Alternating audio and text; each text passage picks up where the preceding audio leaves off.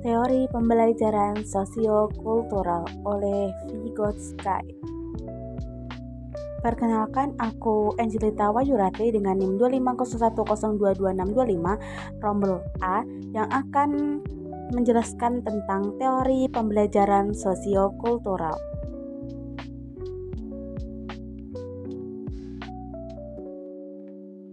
Kali ini kita akan membahas salah satu teori penting dalam dunia pendidikan, yaitu teori belajar sosiokultural yang dikembangkan oleh Lev Vygotsky. Teori ini menekankan bahwa belajar bukan proses individu, tapi hasil dari interaksi sosial dan budaya di sekitar kita. Menurut Vygotsky, seseorang tidak belajar sendirian. Kita belajar dengan berinteraksi, baik dengan guru, teman, keluarga, maupun lingkungan sosial. Artinya, pengetahuan tidak hanya datang dari buku atau guru, tapi juga dari pengalaman dan komunikasi dengan orang lain. Jadi, proses belajar sangat dipengaruhi oleh konteks sosial dan budaya. Ada 3 konsep penting dalam teori sosiokultural. Yang pertama adalah Zone of Proximal Development atau ZPD. Ini adalah jarak antara kemampuan seseorang saat belajar sendiri dan kemampuan yang bisa dicapai dengan bantuan orang lain. Kedua, scaffolding, yaitu bantuan sementara yang diberikan guru atau teman untuk mendukung proses belajar. Bantuan ini dikurangi sedikit demi sedikit sampai siswa bisa mandiri. Dan yang ketiga adalah bahasa dan interaksi sosial. Vygotsky menekankan bahwa bahasa adalah alat utama untuk berpikir dan membangun pengetahuan. Ada beberapa prinsip penting dari teori ini. Yang pertama, ada belajar itu bersifat sosial dan kolaboratif.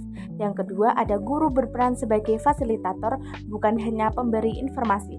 Yang ketiga, ada belajar paling efektif terjadi dalam zona perkembangan terdekat. Dan terakhir, setiap budaya memiliki cara unik yang mempengaruhi cara seseorang berpikir dan belajar.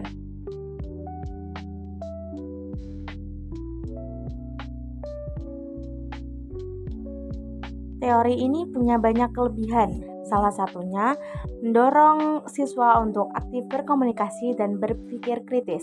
Selain itu, teori ini sangat relevan dengan pembelajaran abad ke-21 yang menuntut kerjasama dan kreativitas. Namun, ada juga kekurangannya. Penerapannya akan sulit kalau jumlah siswa terlalu banyak atau waktu belajar terbatas. Guru juga harus mempunyai kemampuan yang baik untuk mengatur interaksi di kelas. Dalam praktiknya, teori ini bisa diterapkan dengan berbagai cara, misalnya melalui diskusi kelompok kecil, pembelajaran kolaboratif, atau peer tutoring, di mana siswa saling membantu memahami materi. Kegiatan seperti project-based learning juga bisa menjadi contoh penerapan teori ini, karena mendorong siswa bekerja sama dan saling belajar. Agar teori ini berjalan efektif, guru bisa menerapkan tugas berbasis project atau kegiatan kolaboratif. Guru juga bisa memberi scaffolding sesuai kebutuhan siswa dan menggunakan teknologi interaktif seperti forum online atau simulasi belajar untuk mendukung interaksi sosial.